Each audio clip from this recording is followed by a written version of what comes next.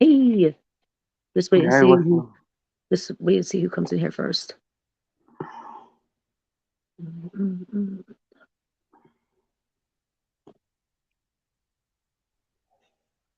Okay. There's zero people in here yet. Mm.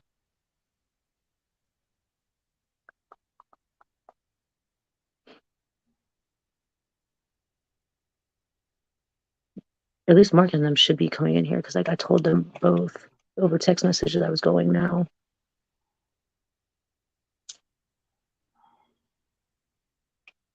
Because I end up waiting here for like 5 minutes until everybody gets in here. Mm-hmm.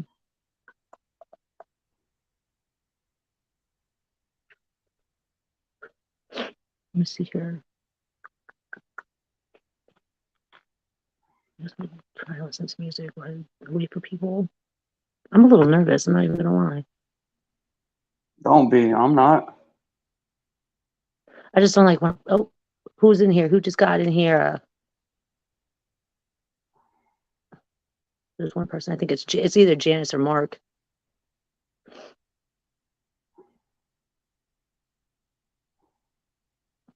Oh, damn! They went away. That's messed up. Damn. I'm so new to StreamYard. Like I don't know like how it all works.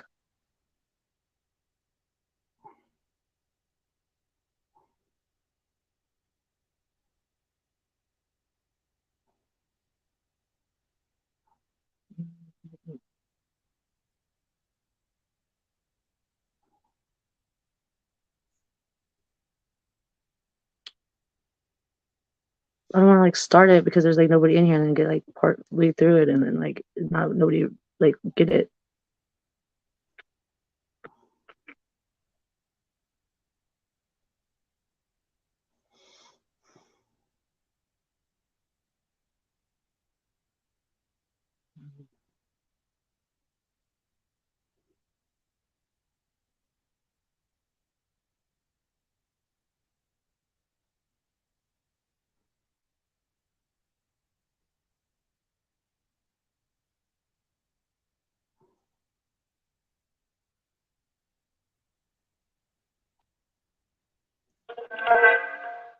Stop.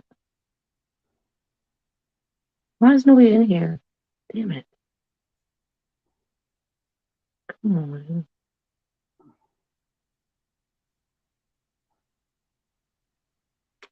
Oh, I wonder what's gonna happen if I try to like text message this and like if it's gonna cut out or not.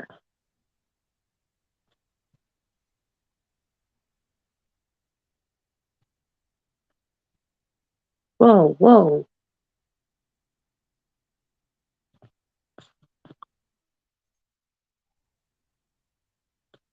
Weird. Mm.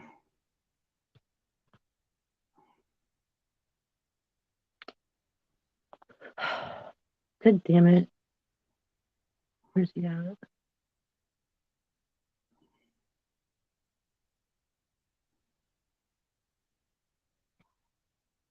I don't know how to. Come on.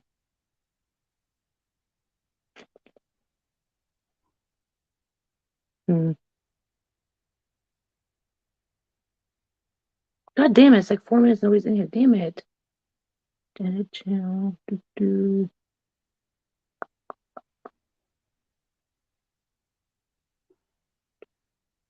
Well, while I'm waiting, I'm trying to figure out how to take the background thing off.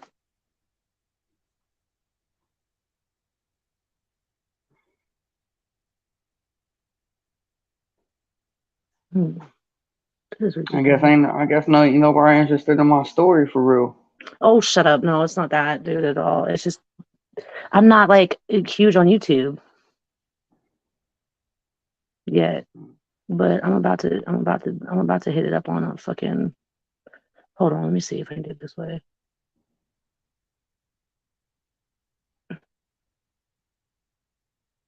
Where's Messenger at? Okay. I should have just done this on Messenger. is what I should have done.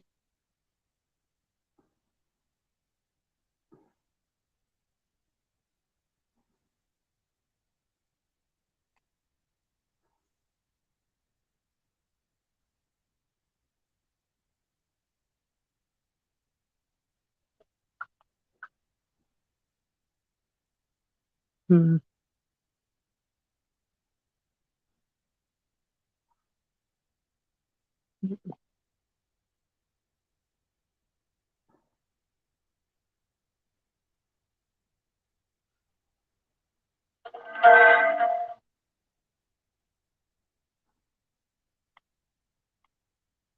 It's because we're doing this live. Like I didn't do this live with Harvey when he did my interview. Like I just did it.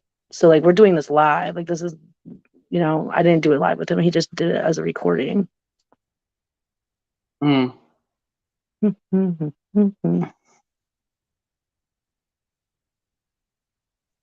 There. Okay, who's that? Number one. Somebody comment real quick. Who is it? No. They Sometimes left. no. Yeah, it's not. Markham. Yay! You're in here. Mark's in here. Cool. Cool. I don't know why it won't show everybody else. Okay. So like I'm doing this kind of differently because I didn't know how to do it with doing this interview with him without doing it like live streaming, because last time I tried to do this interview, it got all fucked up. So this is how we're gonna do it. It's just gonna be live. So since Janice should be coming in here too though. Okay, so obviously this is Damon, who was locked up with Joey at Lawrenceville too as well. He got out last year in July. But he's kind of got like a unique story. He's been to a privately run prison and a DOC prison in two different states. So I'm like really stoked to listen to his story and have you guys listen to it. Mark and Damon are pretty similar. Like you guys have a very similar story to an extent.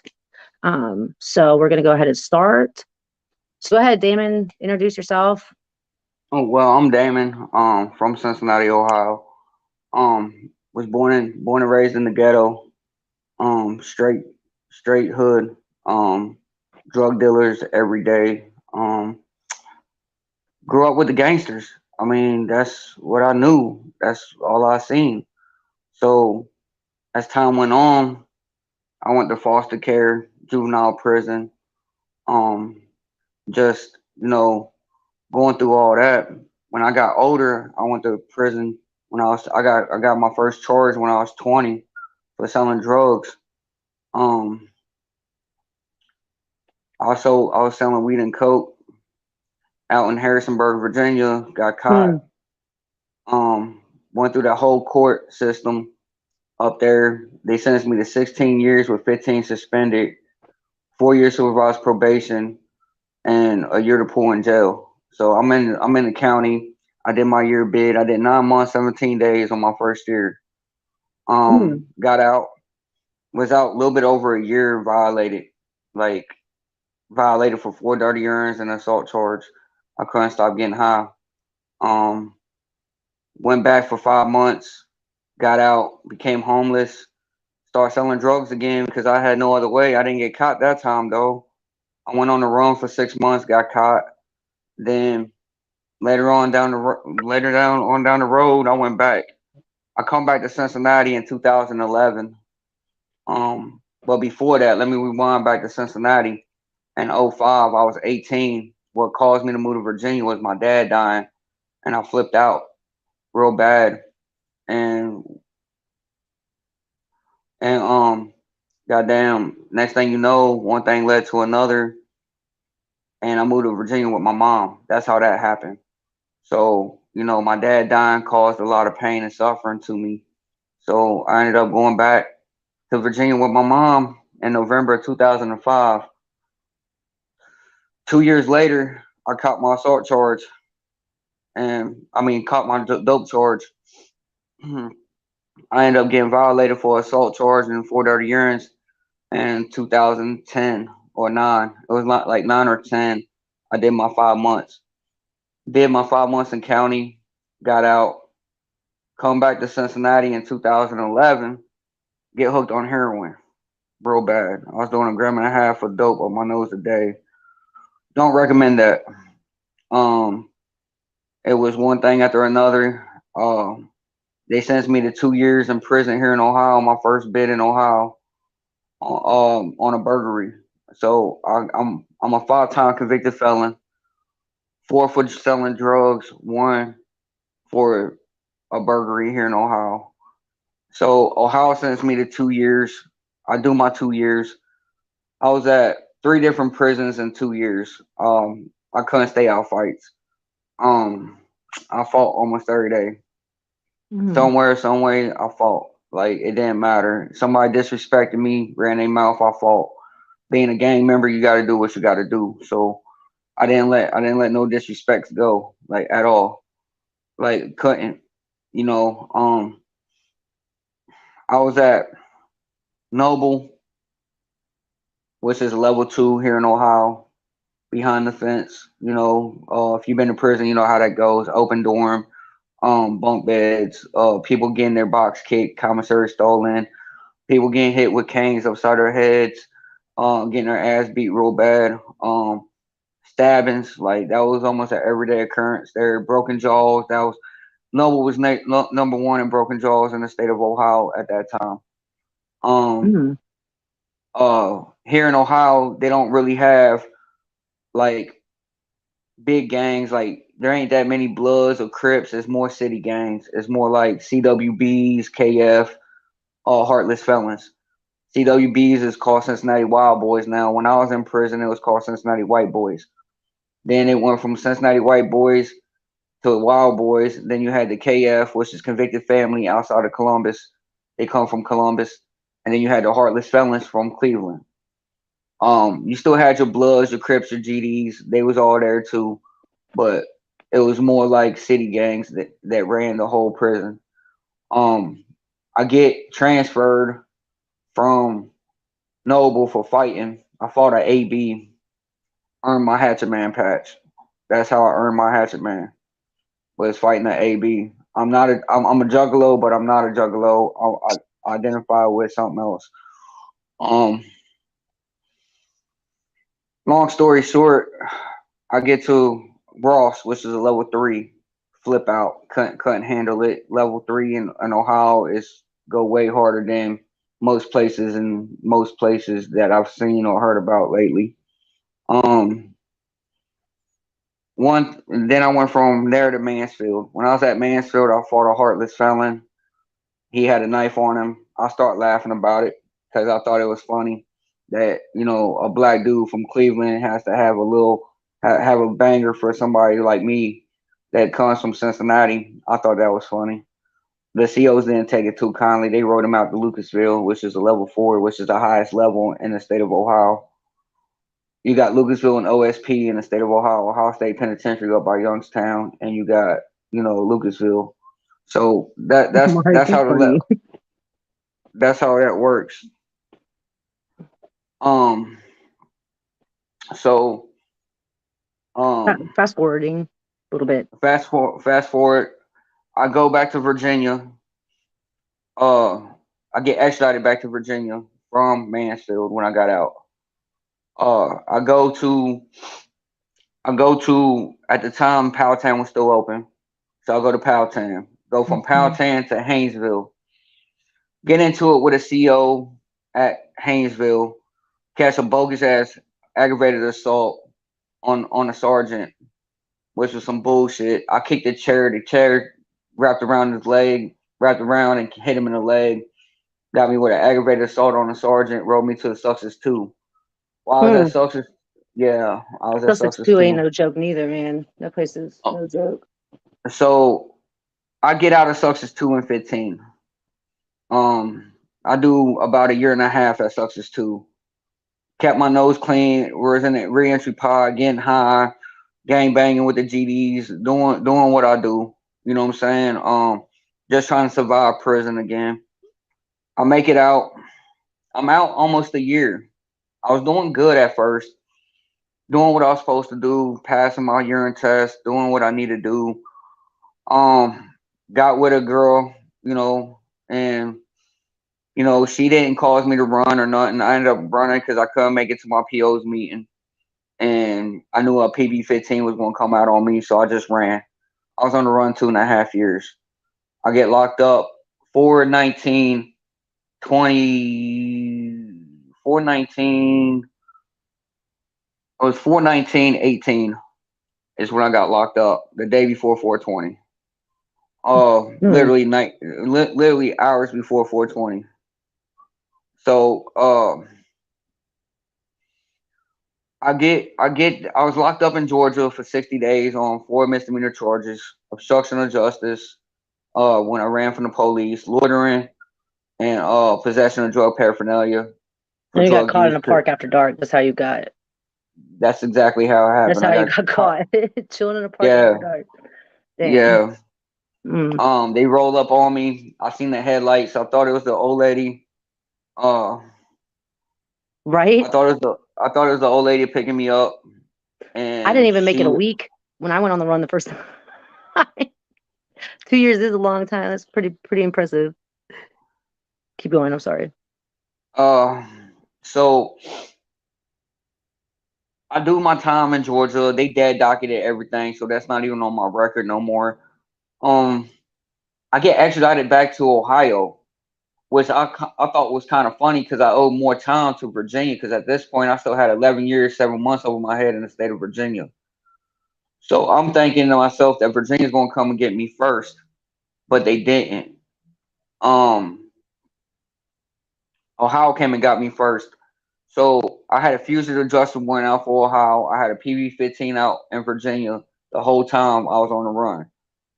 I get to Ohio, go through CRC. CRC is like dead time. Like it's like being back in county jail because you have no. It's like Powhatan or it's like Powhatan. It's the receiving. So like you just there until they classify you to a prison. I'm there about 40 days, 50 days, and I go to Warren. I get to Warren, finish my time at Warren. 10 minutes before I get released, here comes Virginia deputies coming to pick me up. Fucking Virginia. That's how Uh, Virginia be doing things, though. They wait till the last fucking minute to do everything. if they waited 10 more minutes, I would have been free in the state of Ohio, and there was nothing that Virginia could do about it Damn. because they had no jurisdiction in the state of Ohio. Leave it to the Commonwealth. Now, if I would have been on, since I'm on parole, still my probation officer could have called me in the office, arrested me, and then they had to start the extradition process all over again. Mm. So that didn't happen because I didn't get released. So it was what it was. I go to Virginia, sit in the county jail in Harrisonburg, go to court. The judge want my guidelines carry 3 to 4. I I told the judge I testified against myself. I told him the truth. I said I have no family, no ties, nothing left in the state of Virginia. Why would I stay? He looked at me. He said, "Well, I'm glad for your honesty, Damon, but at the same time, I can't let you go. I'm sentencing you to 5 years, 7 months, maxing you out." I'm mad. I'm thinking like, my guidelines, my end of my guidelines was 4 years. Why not just give me the 4 years? So I cuss him out. I get 10 more days for contempt of court. So I ended up with a total sentence of 5 years, 7 months, and 10 days. This is in 18. So I go through the process. They send me to Nottoway, which is a level 3 for receiving. Mm-hmm. I I get there. I'm thinking I'm going to a level 3 because the charges is old and all this shit. Nah, they sent me to a level 4. They sent me back to where I started at, where I left off at, because I came back on a violation. I didn't know Virginia did that, but they do. If you Mm-hmm. leave, if you leave on a level 4 and you come back on a violation, you'll automatically get level 4 again. Mm-hmm. So they sent me to River North, which is a DOC ran facility. Now, while I was at River North, I witnessed some stabbings, gang related, of course. Um, I I witnessed some fights, like you normally would. I got into a fight, but for the most part, I kept myself, clear headed and clean. Like I wasn't getting high all the time. I got my stimulus money, bought my TV, um, did my TV, got my TV, put money on the phone, put money on the kiosk, bought my player, did the things I was supposed to do with it. Got my tattoos done on my arm. Because that's all you had to do there was either get high or get tattoos. So like, I didn't really want to get high because like the only thing that was there was like Suboxone and stuff like that. I don't like doing downers since I've been on clean off of heroin since 2011. Nice. Like, Nice. uh, and that was then when I was at River North. So I get my level dropped. I write a letter to Miss Font, which is the director of the therapeutic community at Lawrenceville. I don't hear nothing back from her. I'm thinking that, everything's cool, everything's good, I'm going to another level 3. I wasn't even thinking about Lawrenceville until they told me to pack up. The day they packed me up, I find out from the sergeant that I'm going to Lawrenceville. He wasn't supposed to tell me because, security risk or whatever, but I was already packed up. Um, I was like, look, man, where am I going, bro? Like, you ain't telling me nothing. Like, you know what I'm saying? Like, I'm getting anxious. I'm getting antsy. I'm ready to go. Just let me out this fucking door, shackle me, do what you got to do, and send me on my way. I was in print shop when I was at River North. I was almost done with the program for the print shop to get certified in print shop, and I stopped that. Graphic design is what it really is, but I stopped that to get transferred because I was ready to go. I was there almost 2 years, a little bit over 2 years. I was at River North. Um, then I get transferred to Lawrenceville, and my first, my first, my first experience at Lawrenceville, I walked in my cell with my cellie, and he said, "Look, you just missed the party, but here's some roaches, some weed roaches. Smoke them." So I smoked the roaches, and I got high for the first time at Lawrenceville. Like not even 20 minutes in the pod. Mm. Um,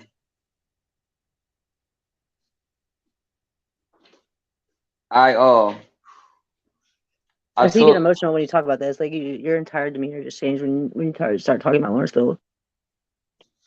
Yeah, because Lawrenceville was some shit. Yeah. Like the COs, there was only one CO in the booth most of the time. None walking the floor. Uh, just things was just hectic and crazy the whole time at Lawrenceville. Witnessed an overdose. Dude was locked in a cell for 12 hours. Dead from an overdose of heroin.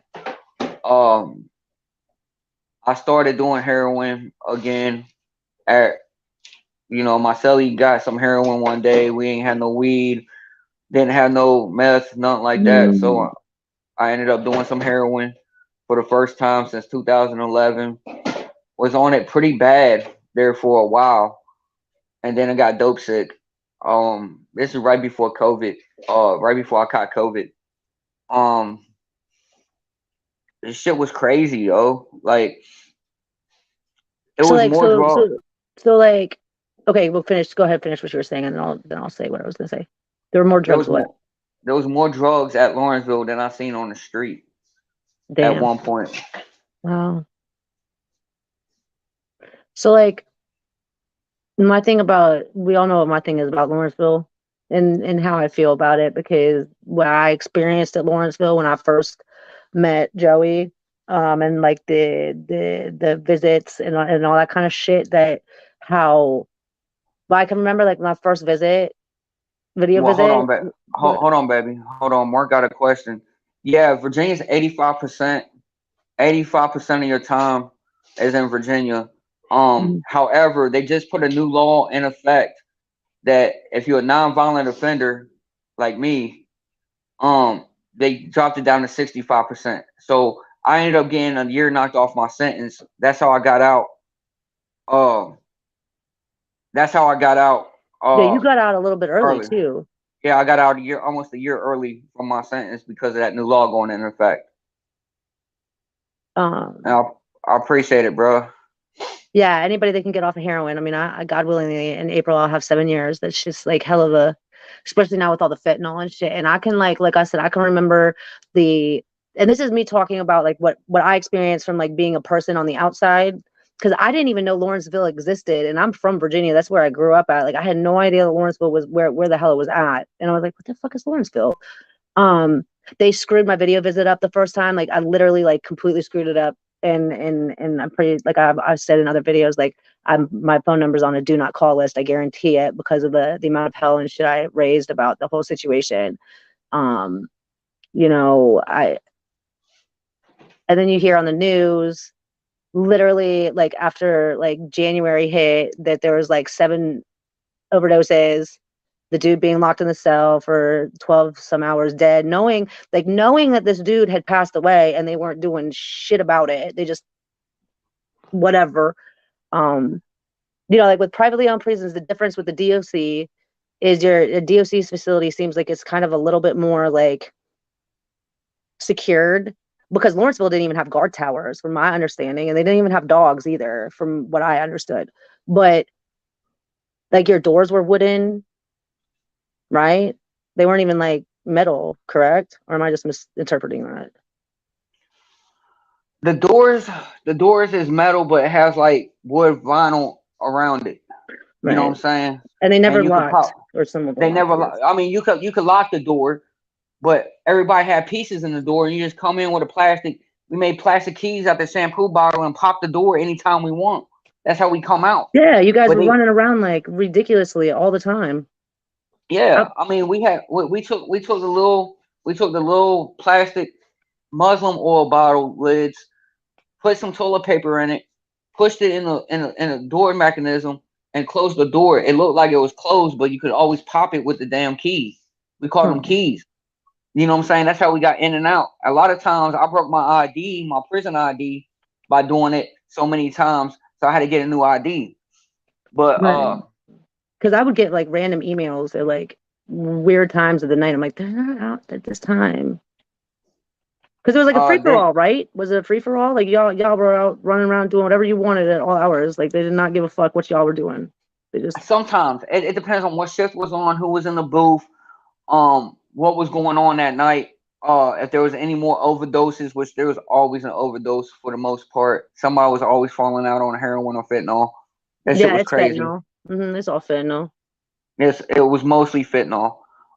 There was some brown dope going around that was pretty potent that ended up killing the dude that was in the cell, and then the dudes ran down there as soon as he fell out, stole all his shit, went in there, stole his TV, stole everything while that nigga was dead. So like, I don't know, like what kind of, that was a crime scene, so I don't know why they didn't have security and lock that door completely. They didn't do that, so people was able to take the constant takedown and go in there, still close everything. When they It's come to pack awful. him up, and when they came to pack him up, there was nothing left in the cell. See, Everything everything where value was taken. that's awful. And I can like there's like this thing on Google, or I guess it's not on YouTube, it's on Google, talking about like the chief of police in Lawrenceville talking about how like they're so pissed that this place was still going on in the way that they're running it, because they're taking away all of the EMTs and emergency response units that are there for like, house calls and stuff like that, and they can't do their house calls because they're always at Lawrenceville dealing with people breaking out and being on the roof, or drones and all that. Like, I mean, it's all like huge. Like, I mean, Okay, so the drone thing, they had a hole in the wall that led up to the roof, and they like, climbed up to the roof. It was behind the washer. They knocked a hole big enough to climb in and get up to the roof. And one day the drone was coming in. They spotted the drone coming in late at night. Like, it was real late at night. There was like 4 or 5 people up on the roof. Well, the drone, when they caught the drone, it had drugs, knives, and cell phones. Um, The shit was crazy. Is this the drone that they intercepted? Yeah, Okay, because that's the drone that fell into the school. That's the one you're talking about because that's the one that's yeah, on. Okay, okay, yeah. yeah. It had phones, knives, like street knives, like Phil Jackson knives type shit, like Rambo type knives. Um, Mm. and it had drugs, a lot of drugs. That's how that drone got caught. Um, when I You can, caught COVID, when I yeah, caught COVID, when I caught COVID, I was laying in bed for like 3 days sick. I didn't know I even had COVID. They finally come in and did a testing in the pod. I put the swab in my nose. I could have faked it and not even put it in there and just had a negative test, but I said, fuck it. If I got it, I got it. So I put it up there and I started to feel better. I was starting to feel better. It was already leaving me. And I went to the gym. They put us all in quarantine in the gym. I was in the gym for 2 weeks. Um, when I first walked in the gym, there was somebody sitting at the table. Oh, he had a table by his bed in the corner. I looked. He had an ounce of weed, a big bag of tobacco, and 3 packs of street cigarettes, a pack of Newports, and 2 packs of Marlboro Black menthol. I've never seen that ever in prison. Like I seen bags of tobacco, I seen some weed, but I've never seen that much at one time. like just out in the open, like Just out in clearly, the open. COs walking by ain't saying shit. it's The fucking pi- crazy. the chaplains that work in the gym ain't saying nothing. We smoking dirties in the gym all night long, and ain't nothing being said to us. It smelled like weed as soon as we walk through the door. Mm, And dirties is a joint with tobacco and weed in it. That's what they call dirties in Virginia. mm. So we rolled the joint, we rolled the dirty, smoked the dirty. Um, we was still getting drugs from the compound. Like I got there was some meth going around, so I do some meth because that's my drug of choice other than marijuana is meth. So anytime I got a chance to do meth while I was in there, I did meth. Um, shit was crazy. I literally got into a fight in the middle of the pod. No COs come in, nobody broke it up. It just dissipated on its own. Right. You know what I'm saying? Well, I mean, Um, I was on the phone sometimes with like, what's his name and freaking the time that they whatever whoever got into a fight and shit and the whole phone thing got cut off, but I like listened to it for the first like 5 minutes and I was like, and not one CO come in and do nothing about whatever was going on. So like the entire time that I like knew anything about Lawrenceville, it was like I can even remember calling up there one time and being like, "Are y'all like really this stupid?" Like I just felt like the way that they and like I can sit here and say like they didn't get paid a lot of money. CEOs don't get paid shit for what they do. For real, if you really want to be honest, they don't. So like when somebody's like, "Oh, bring a cell phone in," and offers them like $5,000 for a cell phone, like yeah, it'd be pretty hard to turn that down. And I can see why they weren't giving a shit because nobody cared on their end. I mean, you can go to Linktree. I'm telling you, you can go to Linktree and type in Lawrenceville Prison and see every single comment is from a former CO or sergeant talking about how it was all a clique and everybody was all about the gangs and the prisoners ran that shit. The COs didn't do anything about anything. And there's like, there's some like comments about like people left being the CO because they were being singled out and that they didn't believe in like what was going on with like the whole situation. The whole drone thing, you can hear it on the Google clip, like Lawrenceville calling the police station and saying like we got people on the roof and all sorts of crazy stuff going on. Like I was just absolutely like amazed and baffled that like this is what privately owned prisons do because they oh, cut their we ain't even touched the medical. right. Like, That's the next thing, the medical thing. But like yeah, it medical. amazes me that like that literally they can have all this money that they make off of profiting off of people, but like not have none of their security because it's all about a profit. Like you cut your security in half, and then that's You know, they had a dog program. They took the dog program out. Why would you take that out if it was helping your fighting Because rate? because they saying drugs was coming in through the Right, dog food bags. right. But we all know it was coming through the COs. But anyway, go on. Sorry, I went on like a rant there for a second. So the drugs the drugs was there, but the medical was even worse because they didn't have a dentist. You know, they didn't have a nutritionist. They had a dental hygienist which could clean your teeth, but try to get dentures or whatever else you need, you couldn't do it. I got my fronts knocked out while I was playing basketball at River North. So I get transferred without getting my dentures done at River North, where they had a dentist because it was DOC ran instead of, privately owned. And I get there and they said, "Oh yeah, we're gonna get your teeth. We're gonna make sure you get your dentures and all this." Man, I still ain't got them. Right. And that's And the thing with privately owned prisons. The so medical the medical is just not there. Like Harvey even said something about it being like, well, I would have thought that privately owned prisons would have had better medical, and like it's totally not true because they don't have enough money, or they're taking too much money out of their shareholders' pockets in order to put in a proper dentist. Like they don't want to pay, or a dentist doesn't want to work there because of the violence and because you're not paying them. Every time you get on LinkedIn or whatever for the job thing, that's always number one job site at Lawrenceville that they're always looking for is a dentist. That's like almost every single post is about a dentist or like a therapist, but it's usually a dentist that they're looking for. So, so it's that's awful. Like, how can you? I just don't understand how you can like not have medical like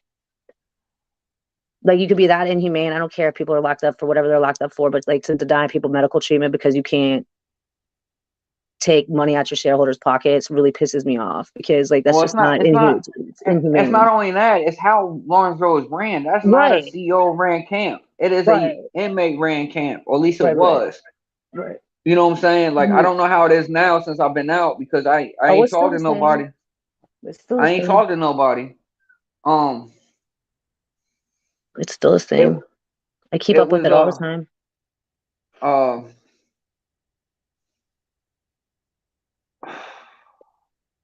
so Lawrenceville was Lawrenceville. Um, but this is what's crazy. When I get released in July, they don't even do my home plan like they supposed to. Hmm. Like I had everything I needed, my birth certificate, social security card to get an ID. I had everything like that. But you know, when I had to come back to Ohio, they said they was gonna pay for my ticket. Oh yeah, that was I nuts. I had to pay for my own ticket. Cost me damn near $200 for my ticket, and I had to come up with that money, which was in my savings. So I had to spend my savings to come home when they were supposed to pay for my ticket. And then they told me, yeah, we ain't gonna pay for the whole ticket. We just gonna pay for half.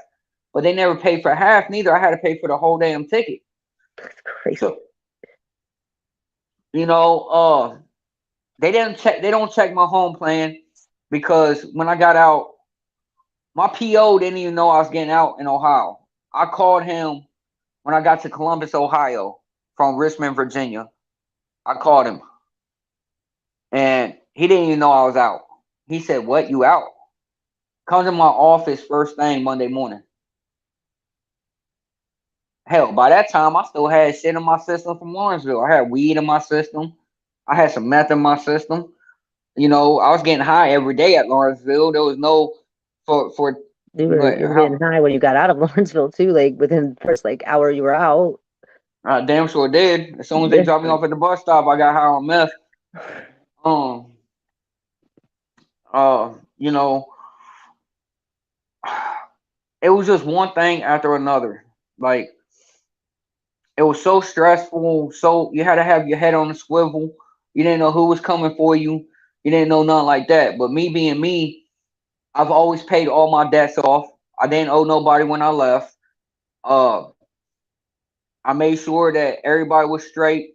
If I had anything to give away, I gave it away to people that didn't have a lot. Um, that's kind of stuff goes a long way Mm-hmm. because you give him back. Right. Um, I took a little bit of clothes, whatever I had, the khakis they gave me, the shoes. Like that's the only thing I really took out was the shoes and Yeah, my you want to know paperwork. how grimy Lawrenceville really is? You want to know how grimy they really are?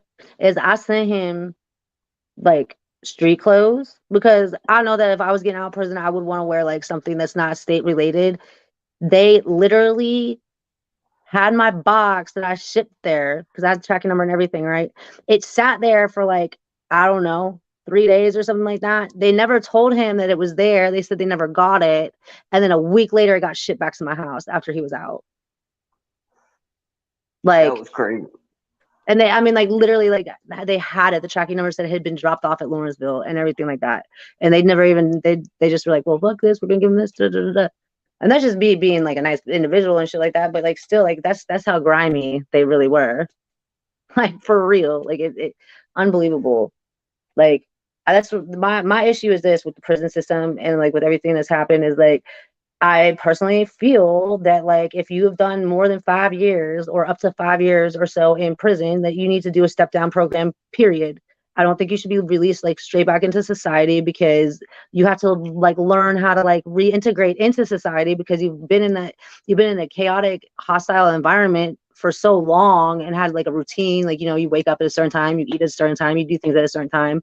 Um, you all have heard me tell the story about like how I had my my ex-boyfriend's like, uncle had been done 40 years and he got out and he had no like skills whatsoever. And he ended up going back a week later for attempted murder charges. I mean, he literally went out and got an attempted murder charge to go back to prison because he could not function in the real world. So, and that's what I'm saying. Like they need to do more things with like making a Then reentry program and actually sticking to it. But like, privately owned prisons, maybe DOC is better at it because it's DOC ran, but like privately owned prisons, like they don't give a flying fuck at I, all. I mean, I Like they mean, don't care because their whole idea is to make money. So like, well, we're not going to teach them anything because they're going to come back and we're just going to go make money off of them. when I got released from Success 2, before I got released, my last 6 months was in the reentry program. Um, my last 6 months was in the reentry program at Success 2. So they was preparing me to try to get back to the real world. Lawrenceville had one thing, and that was about the federal bonding program. Which is When why you you said originally in went there, right? no, I went there No. for therapeutic community. I Oh, went there okay. for the therapeutic community. But I wanted the program because I heard you got paid for the program. You was in a safe environment, no drugs, nothing like that. When I got there, it was completely wrong because it was during COVID. So there was nothing like that there. Like everything was a free for all. Even 50 building, which was the best building on the compound, was still rent overrun. mm, You had 50 and 80 building. That was the two best buildings in the whole compound. All the other buildings, 30, 40, 50, 60, 70, they was off the, other than 50 and 80, they was off the chain. So, I mean, you know, so fast the shit forwarding. fast forwarding to when I got released, I'm at the Greyhound station. I met somebody. He had some meth and asked me if I wanted a line. I go in the bathroom with him, do a line of meth. So when I came back from Cincinnati,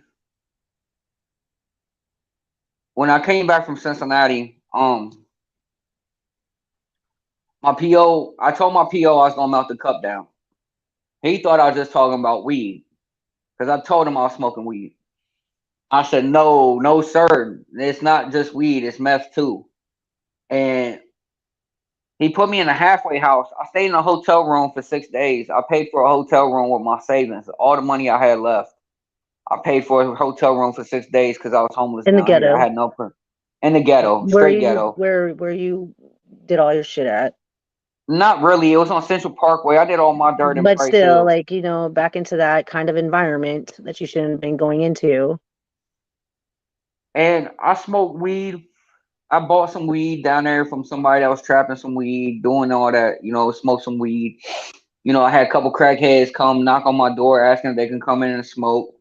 Um, I didn't let them because I don't do crack. I sold it, so I didn't want to be around it. Uh, Stuff like that. And then I go to a halfway house here in Cincinnati, and the halfway house was like Lawrenceville, drugs galore. Like I get there, my first day there, I smoked a joint, high as gas. There was some meth that came in. There was some heroin. There was a little bit of heroin. There was some boxing all over the place. Because here, in halfway houses and treatment centers, you could get on Subutex or Suboxone. Which don't make I no don't damn sense.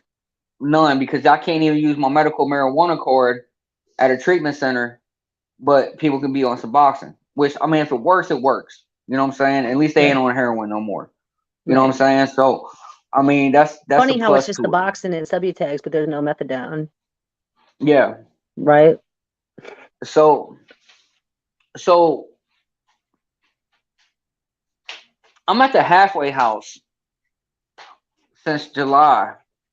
I've been at the halfway house almost a month now. I'm in another treatment center now. Um, Mhm. I'm in rehab right now. I've been clean off of everything for a month, almost a month. It'll be a month Tuesday. I've been clean off of everything. Nice. Uh, I got a sponsor. I'm working the steps. Um, I'm doing what I'm supposed to be doing right now. I'm getting better in my mind. I'm getting better in the way I treat people. I'm starting to become myself. We're getting to Um, know yourself. Well, you can tell them about your wig out, freak out episode so on Thanksgiving. I got a job when I was at the halfway house. I was making This is pretty good like money. 3 months after he got out. He was doing real good. He got a job, making way more money than I was. He's making at least $6 more than I did. And like this is what I was saying. Like I follow people that get out of prison or people that are in prison for reasons for like my own study and just to see like statistically shown that like I said, 85% of people that get released end up reoffending within 6 months to a year. Um, I told you and I told other Joey both that I felt like both of y'all were better than that and that y'all could make it out there. You just have to put your mind to it and that it'd be okay. Um, and everything went really, really well for you from, the little slip up you had when you got out to like up until that point where you stopped doing what you were supposed to be doing and you were getting in with all these other people and then that whole freak out on Thanksgiving happened and that's when everything came crashing to a halt, which is once again why the state failed miserably because they knew that there was methamphetamines in that halfway house. They knew what the fuck was going on. They had cameras everywhere. I mean, it's not hard to tell who's on methamphetamines at 4 o'clock in the morning when there's like people are up walking around like nonchalantly just having conversations. Like that's not normal behavior for people that are in treatment. You're not up at that time. So like the fact that they knew all this was going on and then they play it off like it's, oh well, who's doing it, or you knock this person out, and it's like as soon as what is it, like you would walk out your door to go to your job and there were drug dealers just parked on the corner waiting for you to like I mean, how many times did you get asked to smoke weed, dude, walking out the halfway house? Like I mean, they're always in almost the every they're always in the ghetto. So you gonna put somebody back in a place where they are from, where they did a lot of time, and like you're from the hood, whatever. Like, why do they put these halfway houses in the hood, in the same junked out areas where you were getting high at? Like that, it doesn't make sense to me that like, but it is state run, so like there's that's why. But like, I don't know how. I know that like the halfway houses in Virginia that are state run are just the same. And I didn't really even know about state run like facilities like that until Angie did that whole episode on her YouTube about her getting out of federal prison and going into halfway house, which was like your halfway house, where there was definitely drugs going on and everybody knew that there were drugs going well, on. the staff knew about it. They couldn't stop it. They say they couldn't stop it all coming in. Yeah, but They they couldn't tried. stop it. They could have took more measures to Hmm. stop it, Exactly. but they didn't. So that was on them. But they put Did you I back in that use? mentality. It did. It put me back in that user thug. I don't give a fuck mentality because if you going to give me a dirty urine, which was crazy because I ended up with 6 dirty urines, over 100 points. Once you got to 100 points, you were supposed to get kicked out. They didn't kick me out. They kept Mm-mm. me, It did and not. I caught 2 more dirty urines. After that, they still didn't kick me out. The only reason why I'm here now is because when they did my last dirty urine, I didn't do no meth. I've been clean off of meth since November. Like the last time I wigged out was no Thanksgiving. Since Yes. then, I haven't touched it. Since then, I haven't touched it. I had a chance to, and I didn't do it. Um, the the whole the whole point I'm trying to make is that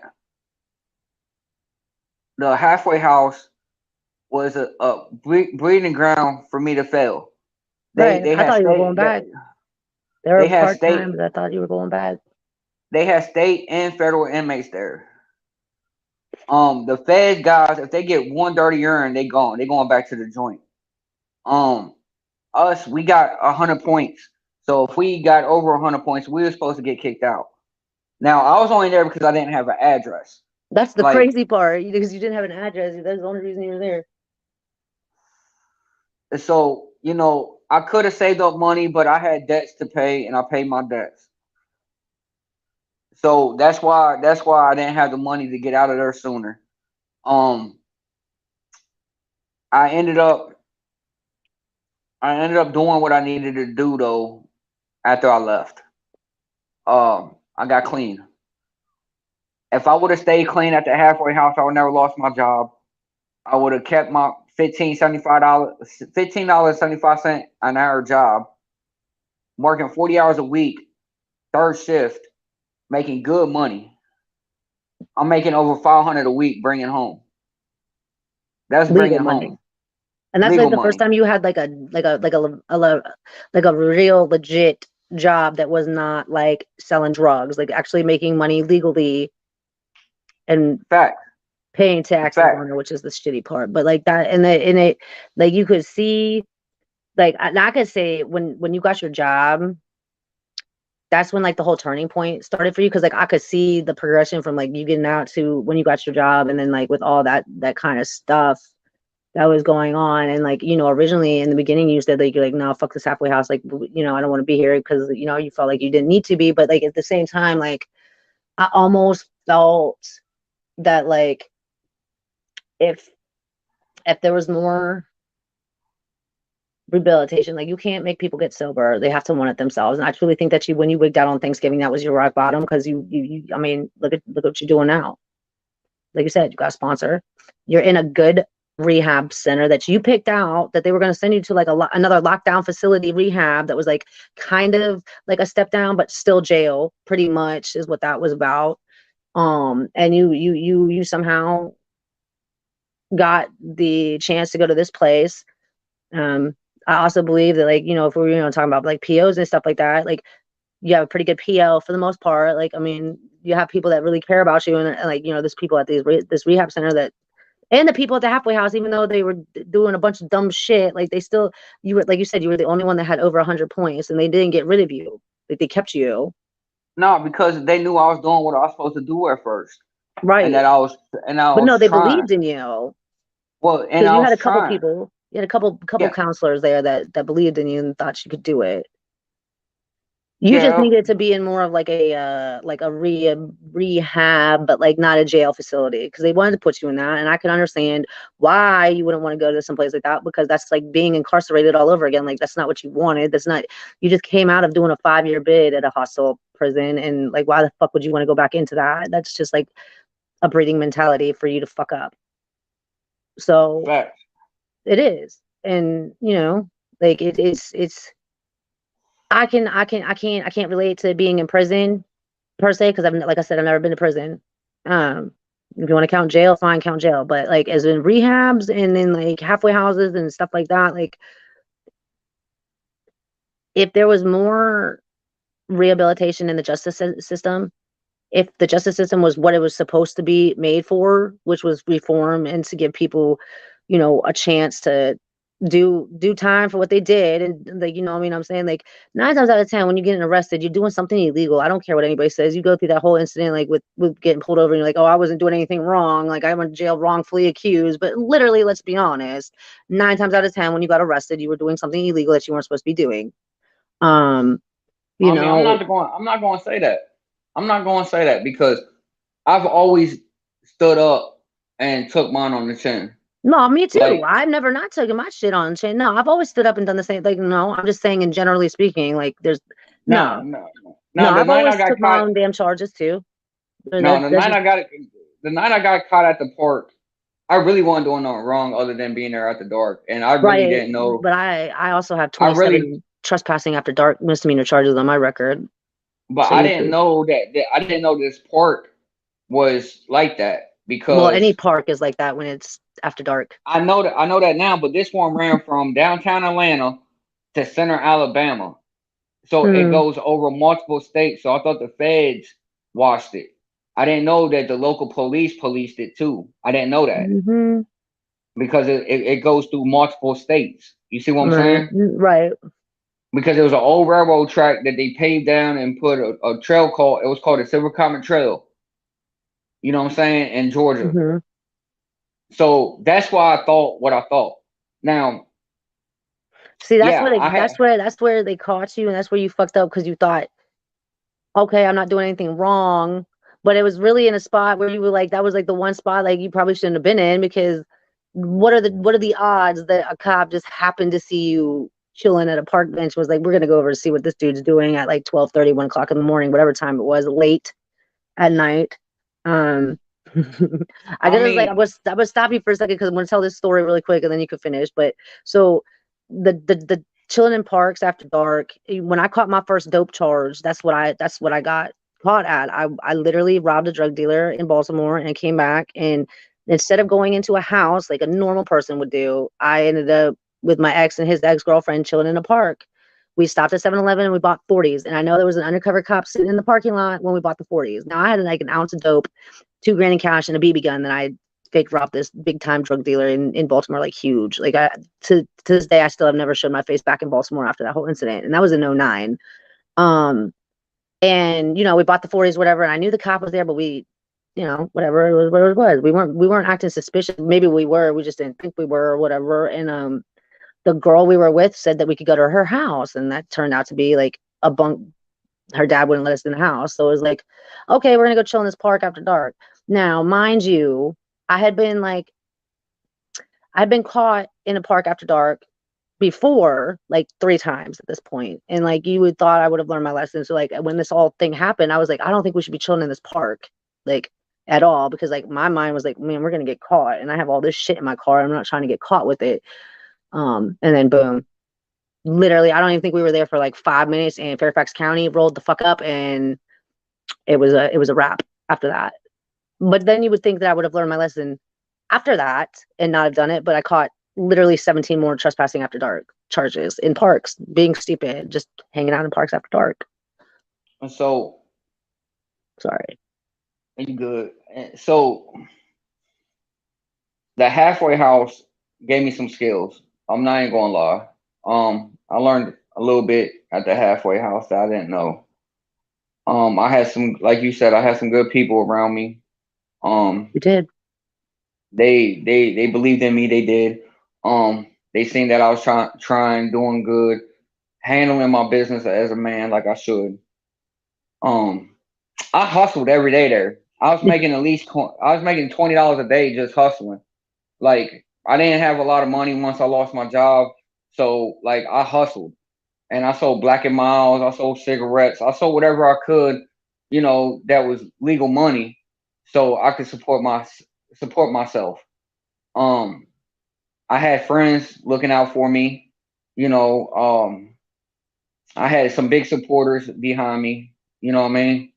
Um, there's people behind me right now, so I feel like I got a better chance of making it now that I'm here where I'm at. Um, I'm out Definitely. my city. I'm out my city now. I'm not in Cincinnati no more. I'm in a town I know nothing about. Don't know nobody but one person, and that's my family member, my cousin. I'm literally closer to my mom, where my mom could come see me if she chooses to come see me. Um, I still got my best friend who's in rehab also right now. He's in rehab for alcoholism. I'm in rehab for methamphetamine and marijuana use. Um, I got opportunities now, and I gotta cash in on them opportunities, because if I don't, then I feel like I'm not doing myself any justice for being in the situation I'm in. People in prison would love to be in my situation and try to get themselves right. No, And anybody would. I mean, that's what I'm saying. People that go into rehabs and shit, like if you don't want it, then there's somebody out there that does want it, and you're taking up a bed. If you don't want it, then get out, because if somebody else wants to be in there, like if it is weird, because most rehab centers and detox centers, like for instance in Virginia, like the New Beginnings place I went to like a million and one times, it was like they only had 7 Subutex beds. You had to call every day to see if they had a bed, because like state run legally they could only have 7 Subutex beds. So if they were all 7 beds filled up and you were trying to get sober, you had to like wait until somebody either left or whatever. And it was like, they used to always say, if you don't want to be here, you're taking up a bed for somebody that does want to be here. Because I can remember calling New Beginnings literally for a month and a half straight the first go around when I got sober, trying to get in there and being like, I really need to get in here. I really need to get in here. Like, and it was really difficult for me to get it. So when I did get in there, I took advantage of it and said, I'm going to do it the way I'm going to do it this way, because that's the way it is. facts. That is, I Um, mean, it's one of those things. You gotta, how do I put it? Like, they always say, change people, places, and things, right? This big AA slogan, change people, places, and things. Um, but see, with that saying though, you gotta take yourself wherever you go. Well, right. And that's what I'm saying. Like, yeah, So your problems. I mean, like, if you want to get high, you're gonna find a way to get high. Wherever you go, it exactly. doesn't matter. I moved So out to South. so Okay, go ahead. I, so this is the thing. This is the thing. If you change people, places, and things, that helps with your sobriety. Mm-hmm. But if you don't change your mentality Mm-hmm. and want your sobriety, it's not going to work. Exactly. Like, you got to work the program, or the program's not going to work for you. You gotta. Yeah, it's not. There, there's a lot of truth in what they say, 90 and 90. Yeah, there is. 90 meetings in 90 days. That's why I would Now, follow AA over NA any day of the week, because I don't think NA has any really sobriety time like whatsoever. But AA is also, people don't alcoholics don't like addicts in AA, but like as far as I'm concerned, that is the only way I got sober the first time, and I know that it works if you do work the steps and you do get a sponsor. You can literally stay sober if you do that and get a sponsor and do the steps. Because I did it for 6 years and I never had a problem before I relapsed. So like it definitely can keep you sober if you want it. You just like you, and that's the thing that people don't get, regardless of the situation. It's like, if you want to better your life, you're going to better your life. Okay. If you are still stuck in the whole mentality of like, my parents put me in 5 different rehabs, and they made me go. And like, I didn't want to get sober at the time. And I remember my mom being like, well, why can't you just get sober? Because I didn't want it. You could send me to any rehab in the world, but if I didn't want to get sober, I wasn't going to get sober. I was just doing it to either beat court. That was a lot of the time, beating court charges. Like my last go around with my felonies that I caught, the entire reason I went to rehab was to get out of going to jail and going to court, like, and being on federal felony probation for 5 years. Like, I mean, now I granted, did mean, I get fucked up on bath salts the whole time because they couldn't test me? Yes, but I mean, but I did, and I flew under the radar for that reason, so I could get out of my felony charges and be that model person. Did I want to be sober? Not necessarily. Well, yeah, I guess I did, because of the whole jail experience I experienced with my DUI, because that was my rock bottom the second go around. And there's a lot no, of truth to saying like rock bottom has a basement, because the second time I relapsed, it was when it got you really, really, really, really bad. look. And that's the thing though. That's the thing with relapse and rock bottoms. There's always another level to your rock bottom. Yeah, do I believe I hit rock bottom on Thanksgiving? Absolutely. When I start seeing shadow people over video chat and doing things like that, it was time for me to stop. I I did mean, too it much was too quick. I did too much too quick. like it I was did it was four, some that but At the end of the day, that experience caused me to do what I had to do. Without that experience, I don't think that I will be in the situation I'm in now. Mhm. Um, Granted, after that day, I haven't touched it since then. Not saying I'll never touch it again. I can't say that. Um, I can't say as of now, I don't want it no more. I could say as of now, I'm ready to do what I have to do to get my life back on track. Like, I'm tired of being sick and tired. And when you tired of being sick and tired, you either got to change it or you wallow in your self pity. I chose not to wallow in my self pity and do something about it. That's why I'm here today. That's why I'm in the situation I'm in now. Granted, I'm not done yet. My PO is still telling me 90 days and he'll let me off of parole if I keep on giving him clean urines. I literally, for the first time this week, on Tuesday, pissed in a cup and I had nothing in my system. I am completely clean now, which is Good new to feeling, me. ain't it? It's new to me. It's like I'm Mhm. not used to it. My body's used to having some kind of foreign substance in the system. Mhm. So like I'm still going through mental withdrawals, and the physical withdrawals aspect is over with. It's the mentality that I got to change.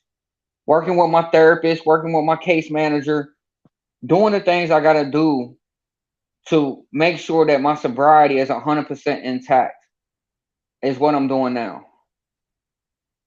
And I think I'm doing a good job if I do say so myself. I mean, I know I got people telling me I'm doing a good job, but unless I believe it myself, then I'm not, because my job ain't over with yet. My job ain't finished yet. And the one thing about me is I do not like to leave anything unfinished. Period. You know what I'm saying? So at the end of the day, I got to do this for myself before I can do it for anybody else. I got Right. outside motive. I got outside motivation. I do. There's a factor in my life right now that I want so bad that I'll do anything for this person, and this person knows it. And at the end of the day, this person is standing behind me 100%, which I've never had that before. Like I've never had it, so I don't know what that felt like until now.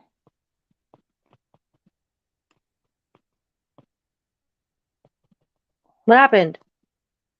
Hello? Can you hear me? Yeah, you froze. I did froze. My bad. My bad. It was Harvey. Mm. He was texting me for a second. My fault. I didn't know that it was going to do that. But go ahead. So Well, here's my question to you. what's that? If you could say one thing and one thing only to somebody out there or to yourself as like anybody that's going to watch this type thing, um,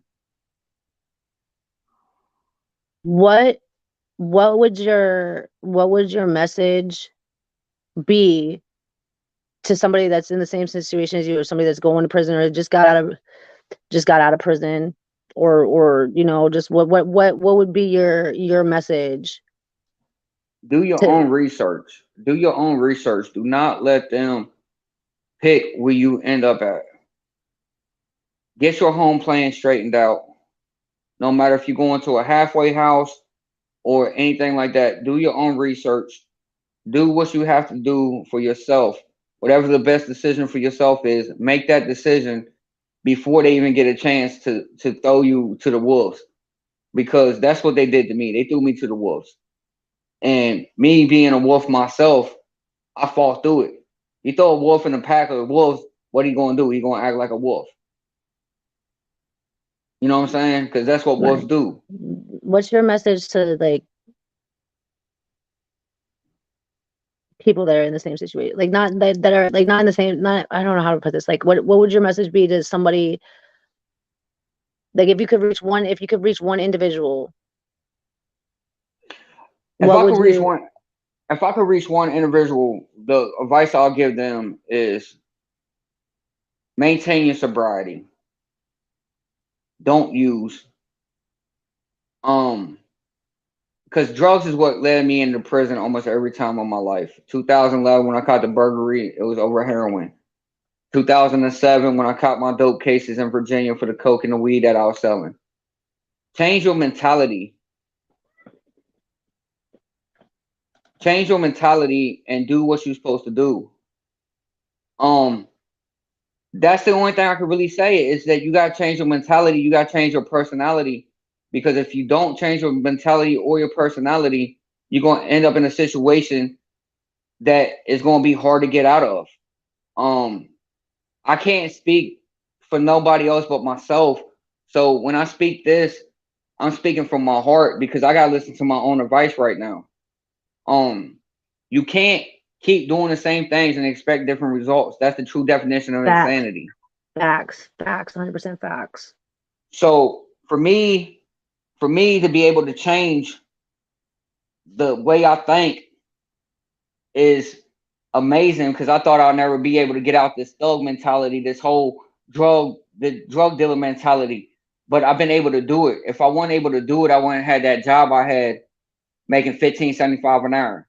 Hmm. If I didn't change my mentality, I wouldn't be in this rehab trying to do what I need to do Man, to keep better going. my life and get on with my life in a positive manner. Because all the negative outside bullshit is just outside bullshit that you don't need to go through if you know how to fight through it. And the only way you're gonna fight through it is to know yourself, to love yourself, and to work a program. Facts, facts.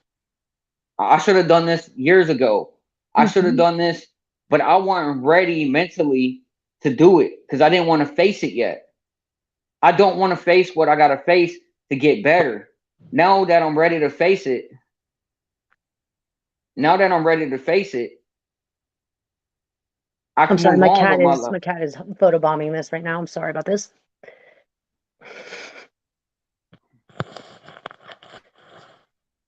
I mean, that's the only thing I can say for real Let's is just, that you know at the end of the day, if you ain't ready, if you ain't ready to move on with your life in a positive manner, then you ain't going to end up doing nothing but going to three places: jail, institutions, or death. That's the only three things is waiting for you on the other side if you don't change the way you think and the way you perceive your own self.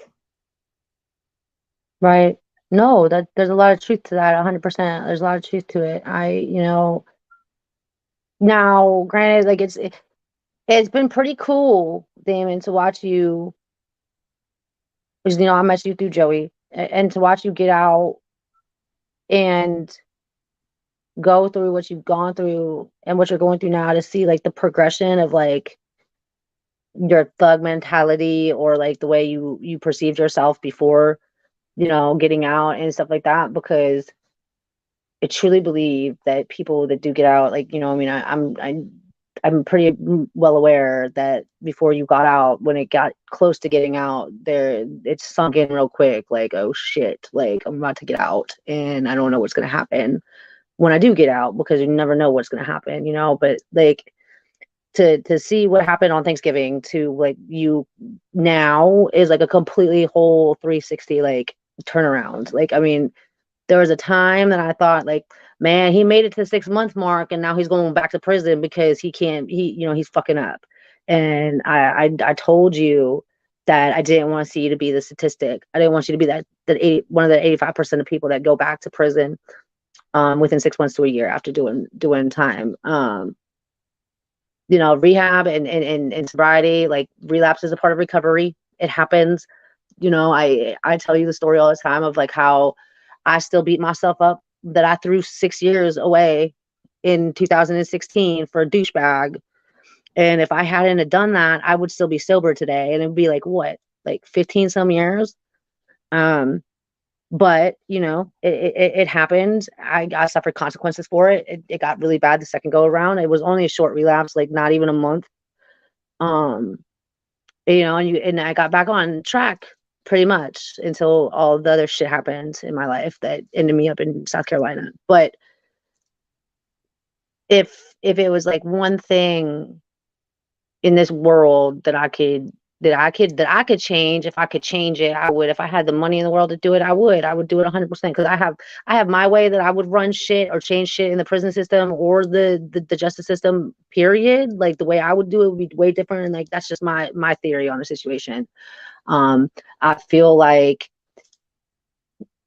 as a country, being the country that has most people incarcerated for mass incarceration, that if you took away the bullshit lifers for marijuana charges and low-level drug offenses, and like even maybe not even like most violent felons, but like some violent felons don't, and non-violent drug addicts, shouldn't be, we shouldn't be putting people like that in prison, because I think the whole like part of reforming is putting people back into a mentality of, okay, this is what we're supposed to do, this is what rehabilitation is, because I want to see people do good.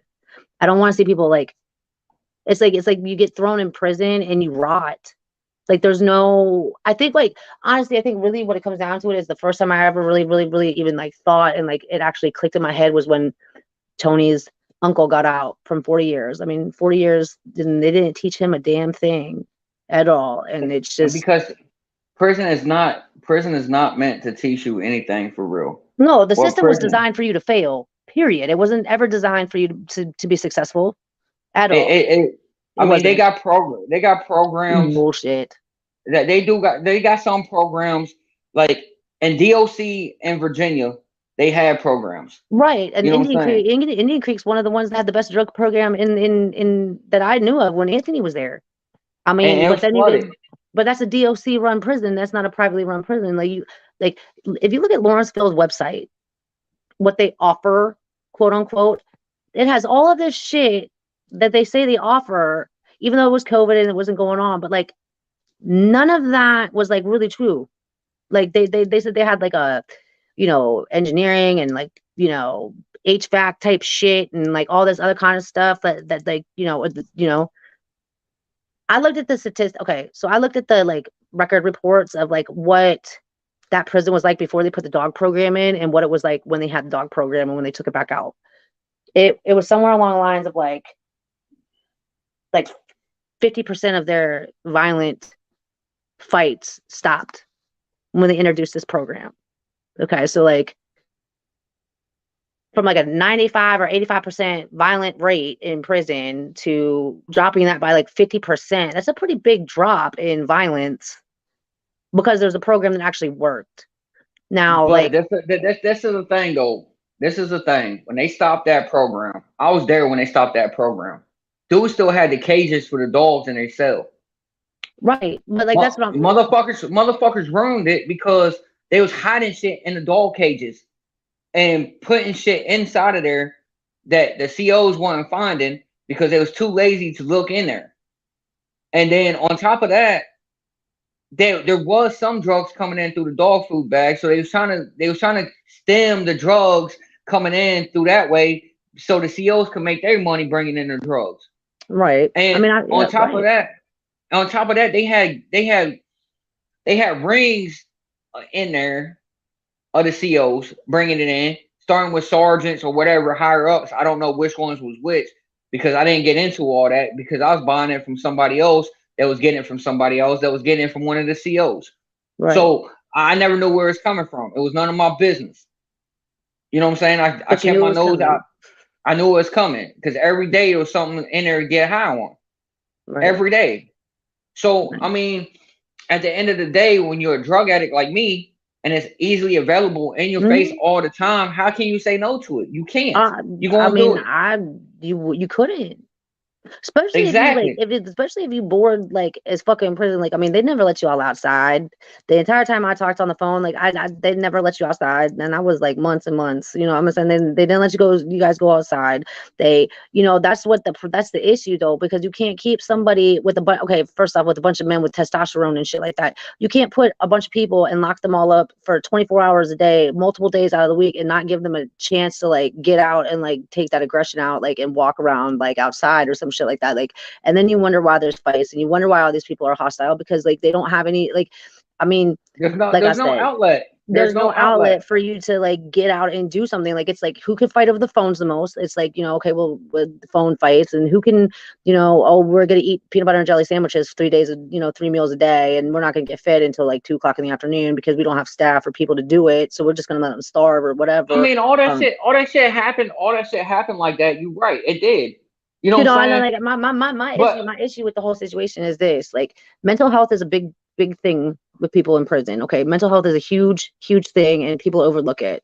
I mean, it like started when they had too much capacity of people in mental hospitals, and they were just putting people in prison. So like now prison has become a place for mental health problems. And I don't feel that, like, as a CO, like South Carolina, for instance, they just put in this new law or whatever into effect with COs out here in the DOC, that they have to go through a program that deals with drug addiction, that deals with mental health, so that they can be put in a prison environment and be able to combat and handle like what a mental health crisis is, as like, somebody that's just like, just wanting attention, like, as opposed to like, or a drug addict that's like, going through a lot of shit, and like how to deal with those kind of issues and those people, which is what you should be doing. Like, I mean, to do it for 6 months and become, a badge, whatever you want to call it, without having those procedures like in place, because then you get these happy trigger-go-lucky COs that are like, well, fuck this, we don't, and like, they'll treat. I mean, like I said, I've seen it in jail. I'm like I said, I'm in prison, but I've seen it in jail where like you could tell that somebody's having a mental break, and it's like, I mean, I had they get beat for it, or they don't get their medications. Like, I mean, Harvey's talked about like them giving medication to people that's not even like medication. Like, it's not even the medication that you're supposed to be on. Like, when I go to jail, every time I've been arrested, I've had my medication on me every time. Seroquel, non-narcotic, no narcs whatsoever. They didn't once on my DUI when I was coming down. They did not once give me my medication, not one time.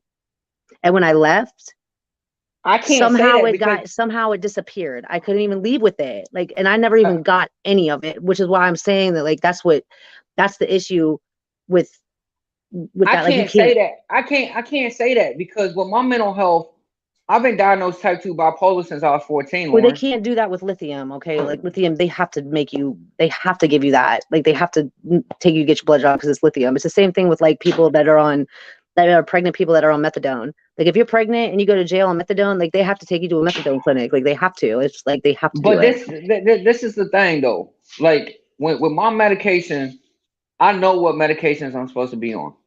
So when it came to my medication, yes, I got all my medication like I'm supposed to. Every night I got my medicine. I didn't. But this is the problem. Even though I'm on lithium, my shit's supposed to get checked every so often.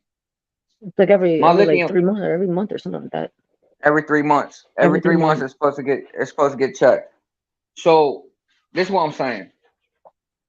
I had a minimum break when I was in Lawrenceville, but I didn't tell nobody because I wasn't going to the turtle soup. Mm-hmm. They punish. It's like a punishment because they put you in a strip cell with nothing but this green ass smock. I know. I've been green ass smock. It's not fun. It's not. It's heavy. It stinks. Like, I'm not dealing with it. So I kept it to myself and found another avenue to deal with it. And at that time, it was getting high. Right. But after I got high, I felt better, but I had to still deal with it. So I found another way to deal with it, and that was writing. Mm-hmm. So if you really feel some type of way about a situation and you need to get it out and there's no other outlet, pick up a damn pen. Yep. Mm-hmm. Pick up a damn pen and paper. I've been writing in a journal since I found out I had ADD in kindergarten. My first Adderall doctor told me, write in a journal. And I've written in a journal ever since that day that he told me to do it. Because, and like, that's the thing, like, I had that with me in rehab. It was like, I would have all these thoughts because, like, you have bipolar, I have bipolar. Mark also has bipolar. Like, my mind just never shuts off. it's always constantly running, and like I can only like the only thing that's ever helped me besides like my medication has been like writing it down. Like I'm the type of person that will wake up at 3 a.m. wondering like why penguins are black and white, random shit, you know. So I like that's what I'm saying. I'm a for any sort of outlet that you can put, like, you know, it might seem like harder, like, oh, I don't want to write down anything today because I'm feeling some type of way, but like, you know, the little things, like I did it in jail too. I used to write affirmations and put them on myself, dude, and wake up every day and say the affirmations. The affirmations are a big thing in my life. And I've told you this multiple times, and I've told other people this, that like saying affirmations every day when you wake up and you look in the mirror and you say, hey, you know, I'm worth this, you know, I love myself, that type of thing. If you constantly get in the habit of doing that every day, then you're going to start to believe it, which is what you want anyway, because we, you know, we're our own worst critic, hands down. Nobody can make me feel shitty, more shitty than myself. To be honest, to be fair, that's true.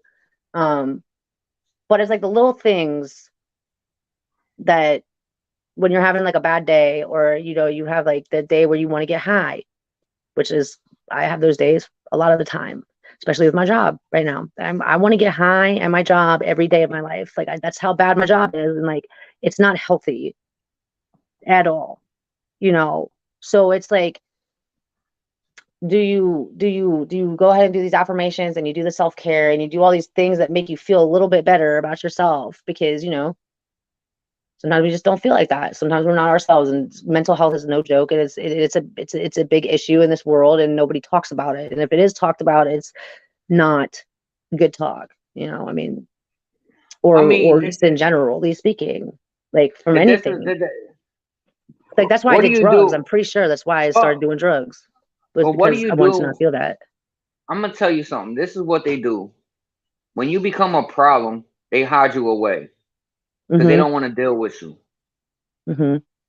Like, so when you became a problem with the legal system, they locked you up in prison because they don't want to deal with you no more. They know where you Right. at. You can't cause no more problems on the street. Right. When you're in prison, you cause problems. They put you in the hole, Right. jail inside of jail. Right. You know what I'm saying? And when you get out of that hole, like when I got out of that quarantine, out that gym, even though I was around other people, when I got out that quarantine, it was like getting released from county jail again. Like that's what it felt like But I mean, how many because times I have you had been to the hole? a Like lot, it's like solitary confinement. a lot, a lot.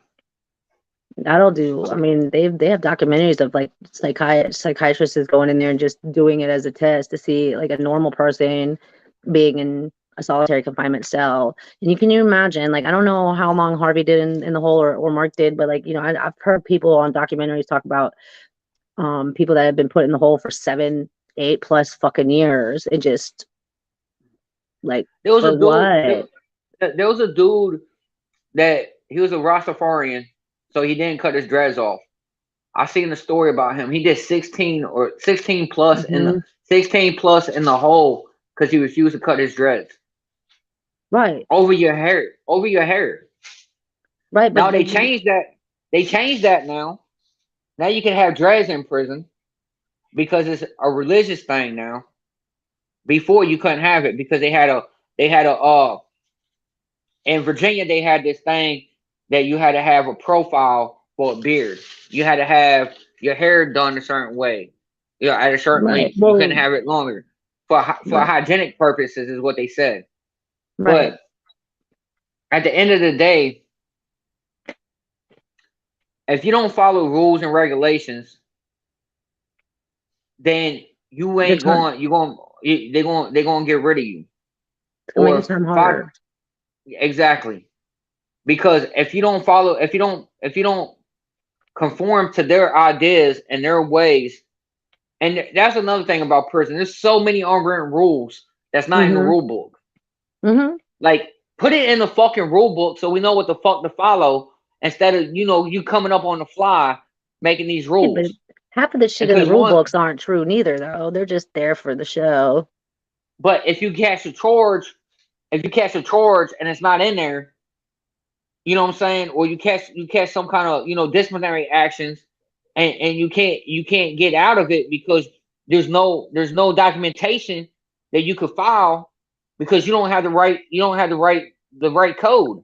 Right, but Like, that's what that's made for, is for shit like that. That's why they do. I mean, I'm not saying that's why they not. That's not why they do it. But I'm saying, like, you get a rule book when you go to jail. This is all like the in-house charges and all that shit. But like, then they make up a bunch of shit afterwards. And you're like, that's yeah, not even in the rule book. Like, where did that even rule come from? Show me in the inmate handbook where it says you can't have a coffee cup. I'm just making, hypothetically speaking. I'm not saying it's like happened, but like, and that's the other thing. How are you gonna? How are you gonna make up all these ridiculous charges? Like you've heard me tell the story about my friend on TikTok who wrote something about her man that's doing time in North Carolina. They literally put him in the hole for 60 days or some shit like that because of a TikTok. Like, and that's not even in the rule book. There's nothing in a rule book that says you can't post something on TikTok about da da da da da da da da. And like they legitimately put him in the hole because of this TikTok that came out. Like legitimately. Like, I mean, that's I that's why like mean, it's like one of those things. because Like, they I do mean, what they want to. They do what yeah, they want to do. they do what they want to do. Once you become state property, it don't Right. matter no more. You you No, you you're you just a forgot. number. You No, I'm forgotten sorry. You're a about. dollar bill sign. My bad. You ain't even a number. You just money You're just a signs. dollar. You're just a money sign. But An at the end average of the day in Virginia, it's $75 a day just to house an inmate. Just well, to I can say this. house. I don't know about the math because I never seen the budget sheets or nothing like that. So you But can I look can it up tell on you the this. internet. It's there, public record. I can tell you this though. Being for somebody that's been in prison and being back on the streets, I'm glad I went through what I went through now. Okay. It made me it made me Fair strong. statement. It made me stronger. Right. Like I did what I did. I'm not going to sit here and bullshit. I sold drugs. I broke into a house. I deserve to be locked up. I did Right. that. I never shied away from that. Now, do I deserve as much time as I got for selling drugs? No. Because I was selling drugs to somebody that wanted the drugs in their system, or so I thought, until they snitched on me. That's how I got caught in Virginia selling drugs, is I got snitched on. Now, what I Good what I old fucking did Virginia. what I did in Ohio, I deserved it. I broke into somebody's house with the intention of stealing hot water heater and copper pipes. So What a I tweaker. deserved what. Well, that heroin had me fucked up, like point blank. Period. Right. I would did anything to get heroin at that point. Like, look, I would have sold my fucking family for it if it came down to it. And I can honestly say with 100% facts that I would have if it got so bad to where I stole everything from my parents and robbed them completely clean of their bank accounts. Like made them like go into debt, seriously, like a lot. I'm not talking about like hundreds of dollars. I'm talking about like thousands of dollars. Pawned all their jewelry, No, but got it rid of all don't. their shit, did everything That in shit this. don't matter no more. Oh, That shit don't nothing matters matter. anymore when you're like I said. That shit. I would have sold my own family if it had came down to it. I guarantee you, 100%, I would have sold my own family for it. That I'm not gonna that say that that with shit. facts, 100%. And I know how that feeling is because I did the same thing. I would have did the same thing if my disease would progress because addiction Well, is a disease. it is a disease. You're right. I mean, I look at that with my And birth mom. She solely sold me for $10,000 to get high on heroin. Now, did she give me good life? Yes, I can say that. But still, like that just, I mean, that's going to show you that like it doesn't matter. It doesn't matter. You could have a kid, you could have anything in the world, but if you're that strung out on heroin or whatever it is that you're strung out on, it like nothing matters anymore. Like it doesn't matter who, if it's a child, it doesn't matter if it's a possession of some sort. Like it just doesn't matter because at the end of the day, I'll be damned if you're going to stand in my way of getting high when I want to get high. And I'm going to do whatever I have to do to get high if I'm in that mindset, which is, it's crazy to look at people that are still on drugs or coming off of drugs and like being able to be like, wow, I was in that same situation at one point in my life. And I always thought that I should never have gone to jail because I wasn't technically really doing anything wrong. Besides, the only thing I broke the law on was getting drugs and getting high in my car. But I never did anything crazy. like murder people, break into houses, none of that shit. I never did. I mean, and it could have gotten to that point, yes, because like, you know what I'm saying? I nearly escaped prison this last go around, like by the skin of my motherfucking teeth. But You know, but there, you know, I'm not saying that like if that was to happen again next time, like I don't even think there would be prison, but like I'm just saying like it gets to that point because like it could have gone to that point where I would have gone to prison for some crazy bullshit or something along those lines. Now, do I regret? Just like you, does it make me? People always say, "Oh, fuck being an addict," or they want to shade you for it. Like I'm not ashamed I'm an addict by any means whatsoever because it made me who I was today. It made me exactly who I am today, and that's not. I mean, I'm not ashamed of it. I will say this. At all. I will say this. I will say this. Being in the addict mind, which wasn't too long ago for me. Like I said, I only been clean 30 days. Tuesday. It'll be 30 days Tuesday. I've been clean from everything. That's awesome. That's so cool. So saying that and just coming out the addict's mind and still has some addict mentality, I will say that it gets easier day by day. Just like prison. Prison gets easy. Prison gets too easy sometimes. You get too comfortable there because that's all you know. See, and like I envy you guys that can do that because I could tell you for a certain fact that if I got like a 17-year sentence, I wouldn't have made it. I would have offed myself probably well before that. If I even found out that I was gonna do like 17 fucking years, yeah, my ass would be out. I would take the coward way out and I would completely just suicide it out. But I mean, at the end of the day, it boils down to either you're gonna fold like a little bitch, or you're gonna do what you gotta do to get through it and find a way to survive. And I mean, I'm taking the easy way out. I survived it. I'm just being real. I survived it. I survived gang fights. I survived stabbings. I survived it all. Like You no did. matter what, no matter what, no matter what, I could be 100% honest right now and say that I'm the only one in my family that was strong enough to survive what I survived. Well, your family was taking bets on how long you were going to stay out this go around. They said you weren't going to make it past 6 months. And what you want now? 7. So going on 7. Prove them wrong. I'm not worried about what my family thinks no more. I'm not worried about what nobody else thinks about me, because at the end of the day, I know who I am. I'm becoming somebody. I'm becoming something. I don't have to worry about, walking down the street because I got a warrant and they stop me, I'm going to jail. I ain't got to worry about that no more. They can stop me anytime they want, and I'm good. You know what I'm saying? Like, I got my ID. I got my paperwork. I'm shit. You know what I'm saying?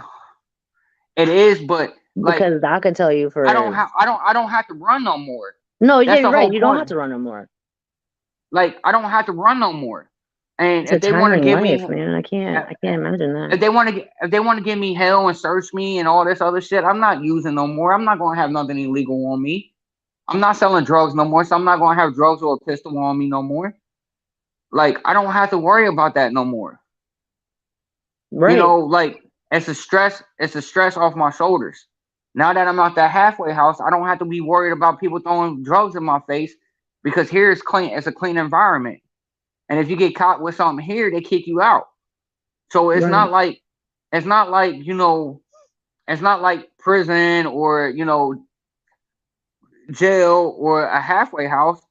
It's a rehab / sober. The rehabilitation center. Exactly, and that's what I needed. Yeah, it is what you needed. 100%. I didn't need a halfway house. I didn't need more prison. I don't need more jail. I need something to change my mindset. It all goes back to your mindset. Word. If you don't change that, then you ain't gonna make it. Right. I can't have the addict mentality. I can't have the thug mentality. I can't have all these things, outside factors, trying to consume me and consume my mind, because that's gonna want me to get stressed out and go use.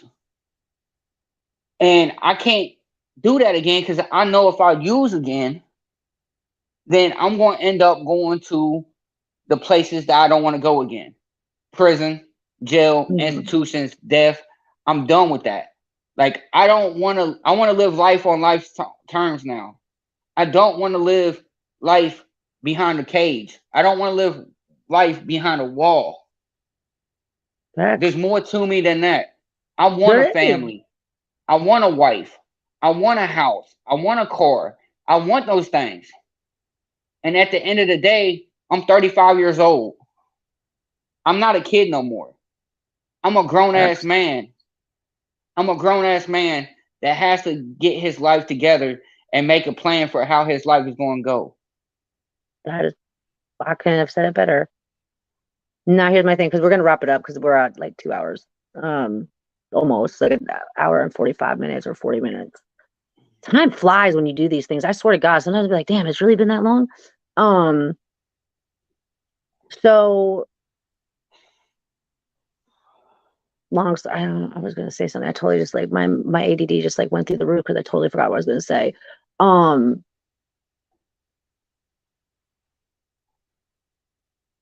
As far as broken systems, just talking about myself now and not putting out any content for quite some time. I'm dealing with the shit that I've been dealing with in my life for real. I'm pretty stoked that I did finally got this interview out because, like I said, the first go around I tried to do this interview with you, like it did not go the way it was supposed to go at all. Is it ghettofied? Yeah, because there's no editing or anything in it, but that's how I roll, I guess, now on YouTube. It's just not going to be edited like the way people edit on YouTube. But anyway, it's pretty cool to hear your story. I think that you, along with Mark and Harvey and anybody else that I know that's on this channel, have really good messages to send to people that are going through the same thing that you're going through or could be going through the same thing that you went through. At the end of the day, this whole channel to me is about bringing awareness to the justice system, the prison system in a whole, how things need to change, and that's what needs to happen. Is it going to happen? I hope so. I'll keep fighting for it until something does happen for it, but keep putting those messages out there, because whether you know it or not, you're definitely helping somebody. And that's what have I always said. If I could reach one person, then I've done my job as an addict or whatever. If I can just reach that one person to make them change their whole entire life around and go a different direction, then I've done my job. I've done what I'm supposed to be doing. What do you call it? God's work, or whatever the hell you want to call it. So that's like pretty cool. And I kind of get like emotionally talking about it, because being an empathic person, Mark knows what I'm talking about. You know what I'm talking about. To be able to see somebody make it, or even just, do what they're supposed to be doing in a different mindset is like a really cool thing to experience. Because like you could look back at this video in 20 years when you have some, when I say 20, we'll say like 10 years sober, and you can see the progression of like what happened from this point to this point to this point. That's the cool thing about being sober. You get to see all of that. You get to have a life. You don't have to run. You don't have to chase. You don't have to, I mean, like, being a drug addict is a fucking hard job, man. Like, I mean, it's not an easy job. Like, you're constantly running around, like, and like, just to not be able to have to do that anymore is a huge relief, because you don't have to. Now, granted, will there be times that you want to? Absolutely. But you can't let any of that, like the days that you have that are bad, that you want to use, or you just having one of them days, like, don't, you just make it through it and you live to see another day. And that's the whole object. You live to see another day. So you're living to live, it's, that's the way I feel about it. I don't know how anybody else feels about it, but that's how I feel about it. Anybody's entitled to their opinion, and they can comment and do whatever they want to do on this. That's fine. But that's why I did this video. David, you're a cool individual. It's really cool to hear your story. Especially because you were in Lawrenceville, and like everybody knows my issues with Lawrenceville. I want that fucking place shut down immediately. I don't want it to be around anymore. It needs to be shut down 100%. Or it needs to be fucking ran by the DOC, one of the two. So there's that. So I don't know if you have anything else you want to say real quick. You had an hour and 44 minutes, so you might as well just go till 50. Just to anybody that's listening to this and watching this, just keep your head up and keep on moving forward in the positive directions. Take it one step at a time, one day at a time. There's 1 second, nothing 1 hour at a time. exactly. That's what I do.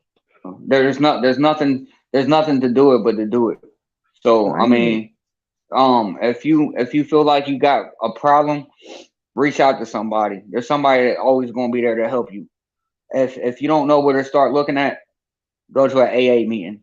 Go someplace that All the helplines. people, or the helpline. Call somebody, get the help you need, get the help you deserve, because not everybody going to treat you the same way, Mm-hmm. and that's just part of life. And with that, I'm gone. All right, dude. Word. It's a good message, guys. I don't even know who's the third person that just came in here. I lied. I thought you could see who was coming in here. I can't see anything until somebody comments on it. But yeah, I'm gonna post it on YouTube. Hopefully it'll generate something. I hope so, at least. If it does, like I'm gonna try to do this more often. Just in general, like it doesn't even have to be that people get out of prison. It could be about rehab too, as well. I mean, like this, that just it's all. I guess at the end of the day, it's just I'm a big empath, and I feel like people need to like share their story and get their message out there, because that's what's gonna turn around things. Because it only has to get into the right person's hands to have something done about it. Just has to get to that one person that's gonna do something about it, and you know, everybody. I mean, there's good people, there's bad people in the world. There's people that need to be in prison for life, like 100%, and there's people that don't need to be in it, but